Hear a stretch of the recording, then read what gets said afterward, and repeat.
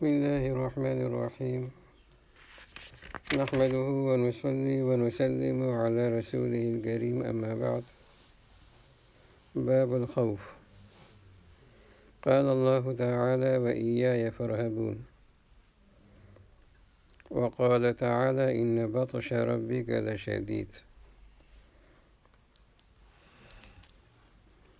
باب الخوف، اس میں امام نبوی رحمہ اللہ فرماتے ہیں، یعنی وہ اس میں ایسی آیتیں ذکر کریں گے اور ایسی حدیثیں ذکر کریں گے کہ جن سے یہ بات ثابت ہو کہ ہمیشہ اللہ سے ڈرتے رہنا چاہیے۔ اللہ تبارک و تعالیٰ کا خوف اور اللہ کا ڈر، یہ وہ ڈر نہیں ہے جو ایک دشمن سے ہوا کرتا ہے، یہ وہ ڈر ہے جو انسان کو جس طرح اپنے والدین سے، اپنے استادوں سے، مشائخ سے اور اپنے محبوب بزرگوں سے ہوا کرتا ہے۔ مقصد یہ ہوتا ہے کہ وہ ناراض نہ ہو، اس کا مقصد یہ ہوتا ہے کہ وہ ناراض نہ ہو۔ تو اللہ تبارک و تعالیٰ کے ڈر کا بھی یہی مطلب ہے، یہ وہ ڈر نہیں جو کسی سانپ سے، بچھو سے، شیر سے یا کسی دشمن سے ہوا کرتا ہے کہ وہ نقصان پہنچائے گا۔ اللہ تبارک و تعالیٰ کا ڈر دنیا میں یہ بہت زیادہ قیمتی چیز ہے، اور آخرت میں درجات کی بلندی کا دار و مدار اسی پر ہے۔ لیکن یہ ڈر ایک حد میں ہونا چاہیے، حد سے اور لمٹ سے آگے بڑھنا نہیں چاہیے۔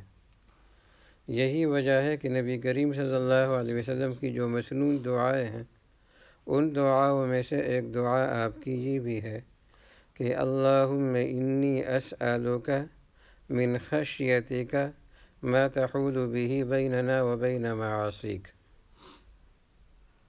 دعائیں ہیں اور بھی دعائیں ہیں، ومن طاعتک ما تبلغنا به جنتک ومن الیقین ما تهون به علینا مصائب الدنیا۔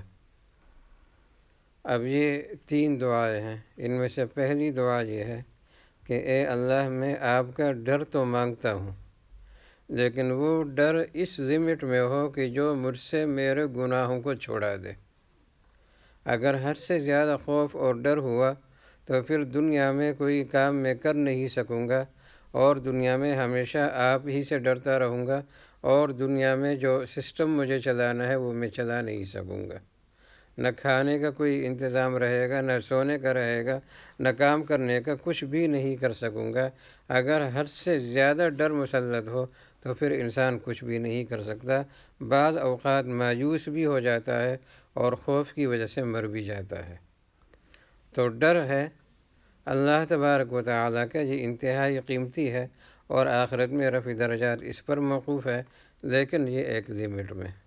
قرآن مجید میں جہاں پر اللہ نے فرمایا وَإِيَّايَ فَارْهَبُونَ، پس تم مجھ ہی سے ڈرو، یعنی اس طرح کا ڈر کہ جس پر کامیابی اور ناکامی کا دار و مدار ہے، وہ ڈر تمہارا مجھ سے ہونا چاہیے، کسی اور سے نہیں ہونا چاہیے۔ اگر تم مجھ سے ڈرتے رہو گے، اس کا نتیجہ یہ ہوگا کہ تم شرک نہیں کرو گے، اس کا نتیجہ یہ ہوگا کہ تم گناہوں سے اپنے آپ کو بچاؤ گے، اس کا نتیجہ یہ ہوگا کہ تم کسی پر ظلم نہیں کرو گے، اس کا نتیجہ یہ ہوگا کہ تم کسی کا حق ناحق غصب نہیں کرو گے، چھینو گے نہیں۔ تو جب یہ خصوصیات تمہارے اندر پیدا ہوں گی تو پھر آخرت میں تم کامیاب ہو جاؤ گے۔ دوسری آیت میں اللہ فرماتے ہیں کہ ان بطش ربک لشدید، بے شک تیرے رب کی پکڑ بڑی سخت ہے۔ دنیا میں اگر ہم کسی ایسے انسان کو دیکھیں کہ جو ظالم بھی ہے، جو ڈاکو اور لٹیرا بھی ہے، جو حرام خور بھی ہے، اور اس کے باوجود دنیا میں لوگ اس کی عزت کرتے ہیں، واہ واہ کرتے ہیں، اور اس کو مقام دیتے ہیں، اس کے سامنے سے اٹھتے ہیں، تو اس سے دھوکے میں نہ پڑنا۔ یہ اس کے مال کی وجہ سے ہے، یہ دلی عزت نہیں ہے۔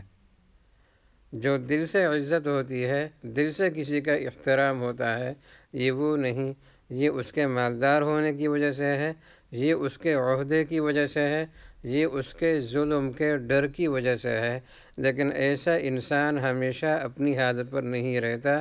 اس طرح کے لوگوں کو اللہ ڈھیل دیتا ہے، لیکن جب پکڑتا ہے ان بطش ربک لشدید، تو پھر تیرے رب کی پکڑ جو ہے وہ بڑی سخت ہے، پھر اس سے اپنے آپ کو کوئی چھڑا نہیں سکتا۔